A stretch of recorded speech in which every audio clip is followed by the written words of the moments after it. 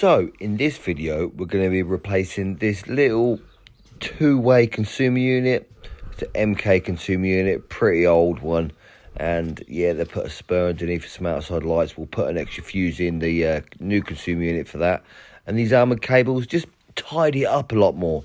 This is in a garage, yeah, bit of a state, so we'll clip these cables as well and make it look nice and neat. The reason for upgrading it is he needs some more ways in that garage for some other circuits, and let's be honest, it doesn't look like it's done a fantastic job. The first time round I ain't got a clue what that stuff was on the top, but it was meant to stop the water getting in, I suppose. And all this is where the photo cell goes out. So yeah, they've just put these little chop blocks in there, and yeah, we're going to replace them with Wagos possibly, or we'll sort something out so it looks a lot neater, a lot better.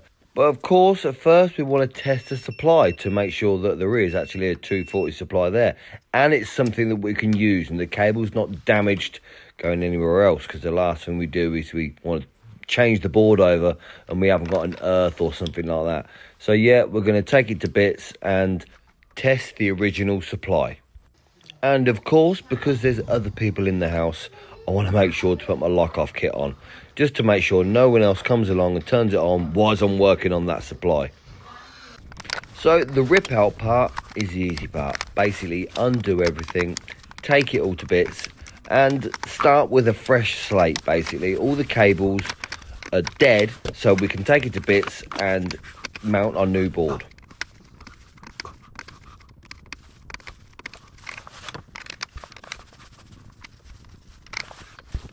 And the last person, funnily enough, he daubed like this load of Play-Doh on top. Why would you bother? It might have worked at the time, but yeah, we're going to get rid of that and put a decent grommet on there, or stuffing gland even. And what I'm trying to do is take it apart nice and neat, because if there's no need to replace these glands, then I'll use the glands and then use as much length on that cable as I can, because I know I'm going to have to re-terminate the armoured cable so I can get a decent amount of length inside that board to make it look half decent.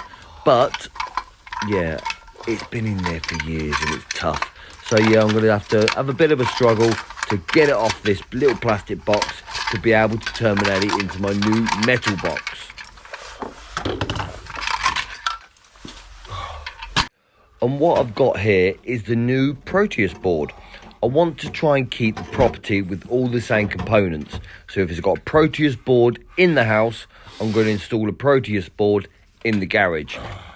So once I sort of got the board up and marked out where the holes want to be, this is where I get my little impact driver out with the masonry bit on the end, because it'll go into these bricks. They're quite soft, they're not mega soft, but they're soft enough for me to be able to use the impact drill to be able to drill these holes to fix the board. Well, that's what I originally thought, but then I had to go and get another drill because yeah, I needed a bit of a hammer action on it to drill it a bit more. It was a bit harder than I anticipated.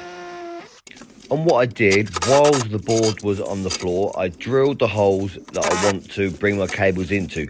Like I put the stuffing glands on the top where that twin and earth's going to come in, and then obviously over the other side where the photo cell wants to come in, and then two 20mm holes to be able to gland off the armoured cables, which one went out to an outside light and the other one was obviously the supply coming in from the house. And this Proteus board, it does come with a little level already built in, but I found that it wasn't straight, not compared to my level, and so I'm going with my Klein level because I trust that. And then once I got all my cables into the board, I've just got to configure them to make them look neat. I've got them coming in from all angles, one from the left, one from the top, and two from the right. So it's going to be difficult to make it look like a spot-on Instagram board, but it will look neat and tidy once I'm done. And the boxes of the Rcbos all have a picture of a 32 amp Rcbo on the front.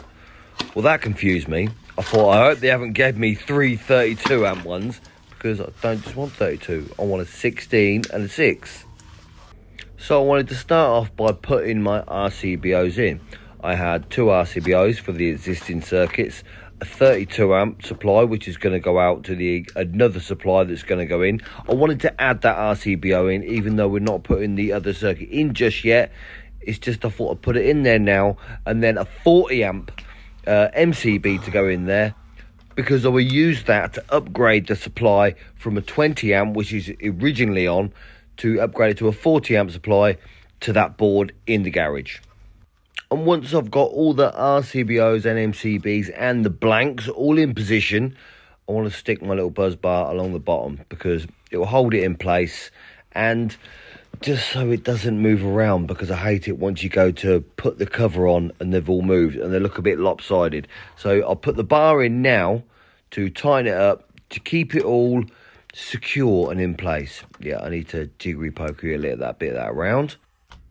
And yes, I know my impact driver's not going to torque it up to the correct settings, but it gets it to hold it in place. I'm not doing it mega tight. I'm not giving it a shed load to sort of round the screw off, because that's the last thing you want to do. If you round the screws off, you've got to go down the wholesalers and get yourself some more MCBs or RCBOs. So I'm just doing them up enough to hold the buzz bar in place, and then at the end, I'll go through with my torque wrench and torque them all up to the certain tightness. Now to get the neutrals from the RCBOs to look nice and neat, what I want to do is feed them all down the back to start with, then I can loop them up nice and neat onto that buzz bar, keeping as much length on as I need to. You can cut them down and put new ferrules on if you want, but I'm lazy, I suppose. It just makes it easier just to put them nice and neat down the back and then form them nice and neat up to the neutral buzz bar. And there we have it, the new Proteus board all installed with the circuits all labelled up with the main switch on there as well, and nice and tight and level, which is spot on. And obviously there's a couple of spare circuits for the new supplies that they're going to be taking out of this board, and it looks a lot neater than it did in the first place.